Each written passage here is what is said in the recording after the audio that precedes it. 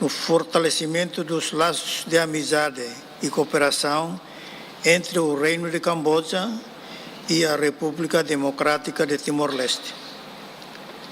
Trata-se de uma oportunidade histórica para reforçarmos o diálogo interparlamentar, promovermos a diplomacia entre os nossos povos e partilharmos experiências no fortalecimento das instituições democráticas. O povo timorense acolhe com profunda estima e gratidão esta demonstração de irmandade e solidariedade, certos de que esta visita contribuirá